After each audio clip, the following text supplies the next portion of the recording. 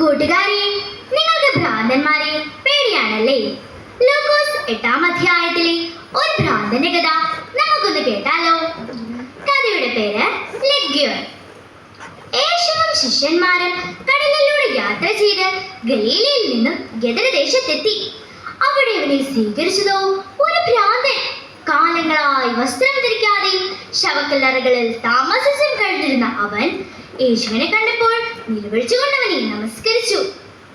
യേശുവേ, മഹോന്നതനായ ദൈവത്തിന്റെ പുത്ര, എനിക്ക് നിനക്കും തമ്മിൽ എന്ത്? എന്നെ ഉപദ്രവിക്കരുതേ എന്നവൻ അപേക്ഷിച്ചു. സുബോധമില്ലാതെ നടന്ന ആ മനുഷ്യന് പോലും യേശുക്രിസ്തുവിനെ തിരിച്ചറിയാൻ സാധിച്ചു. സുബോധമുള്ള നമുക്ക് നമ്മുടെ യേശുക്രിസ്തുവിനെ അറിയാനും വേണ്ടതുപോലെ ആരാധിക്കാനും കഴിയുന്നുണ്ടോ? എല്ലാവരും ഭ്രാന്തനെന്ന് മുദ്രകുത്തി ആളെ സമീപിച്ച് യേശു പറഞ്ഞു, അശുദ്ധാത്മാവേ, ഈ നിമിഷം ഈ മനുഷ്യനെ വിട്ടു പോകണമെന്ന് ഞാൻ കൽപ്പിക്കുന്നു. അത് അനേക കാലമായി അവനെ ബാധിച്ചിരുന്നു. ചങ്ങലകൾ കൊണ്ട് അവനെ ബന്ധിച്ചിരുന്നെങ്കിലും അവൻ ബന്ധനങ്ങളെ തകർക്കുകയും ഭൂതങ്ങൾ അവനെ കാടുകളിലേക്ക് ഓടിക്കുകയും ചെയ്തു.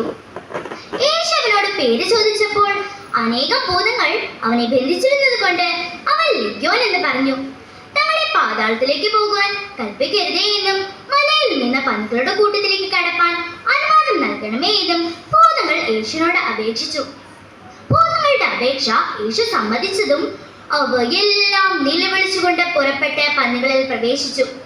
പന്നികളിൽ പ്രവേശിച്ച ആ നിമിഷം തന്നെ അവയെല്ലാം മരണവിപ്രാളത്തോടെ കടലിൽ ചാടി. കടലിൽ ചാടിയ പന്നികൾ ശ്വാസം മുട്ടി ചത്തു പൊങ്ങി. അവ ഏകദേശം 2000 പന്നികളുണ്ടായിരുന്നു. പന്നികളെ മേച്ചിരുന്നവർ സംഭവിച്ചതെന്നറിയാതെ നാൽപ്പാടും ഓടി. അവർ അലറി കരഞ്ഞു. കേട്ടവർ കടൽ തീരത്തേക്ക് പാഞ്ഞെത്തി. കടലിൽ പന്നികൾ കൂട്ടമായി ചത്തുപൊങ്ങി കിടക്കുന്നത് കണ്ട ജനങ്ങൾ ഞെട്ടിപ്പോയി. അപ്പോഴേക്കും അകലെ മാറി യേശുവും ശിഷ്യന്മാരും ഒപ്പം ഭൂതഗ്രസ്തനായിരുന്ന മനുഷ്യനെയും അവർ കണ്ടു. ആ മനുഷ്യനെ കണ്ട ജനങ്ങൾ അത്ഭുതപ്പെട്ടു. കാരണം എന്തെന്നോ, ആ മനുഷ്യൻ വസ്ത്രം ധരിച്ച് ശാന്തനായി യേശുവിനരികിൽ ഇരിക്കുന്നു. അവന്റെ മുഖത്ത് നല്ല പ്രസന്നത. സംഭവിച്ചത് എന്തെന്നറിയാത്ത ആളുകളോട് ഇത് കണ്ടവർ ഭൂതഗ്രസ്തന് സംഭവിച്ചതും പന്നികളുടെ കാര്യം അറിയിച്ചു. പക്ഷേ അവർ യേശുവിനടുക്കിലെത്തി അവിടെ വിട്ട് പോകണമെന്ന് അപേക്ഷിച്ചു. യേശു അവിടെ വിട്ട് പോകുവാനിരിക്കുമ്പോൾ ലെഗ്യോൻ വിട്ടുപോയ മനുഷ്യൻ യേശുവിനൊപ്പം ചെല്ലുവാൻ അനുവാദം ചോദിച്ചു. യേശു അതിന് സമ്മതിക്കാതെ എന്ത് പറഞ്ഞെന്നോ, നീ നിന്റെ വീട്ടിലും നാട്ടിലും കർത്താവ് നിനക്ക് ചെയ്തതൊക്കെയും അറിയിക്കുക എന്ന് പറഞ്ഞു. ആ മനുഷ്യൻ യേശു പറഞ്ഞതുപോലെ തെക്കപ്പള്ളി നാട്ടിൽ ഘോഷിച്ചു. ഇത് കേട്ട ജനങ്ങൾ ആശ്ചര്യപ്പെടുകയും ചെയ്തു. അവരും ദൈവത്തെ മഹത്വപ്പെടുത്തി.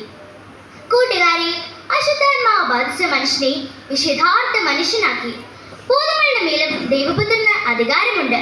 അതുപോലെ തന്നെ നമ്മുടെ ജീവിതത്തിലും പ്രാർത്ഥനയിലൂടെ രൂപാന്തരം വരുത്തുവാൻ നമ്മുടെ കർത്താവിന് സാധിക്കും. ദൈവം നമ്മെ അനുഗ്രഹിക്കട്ടെ. നന്ദി, നമസ്കാരം.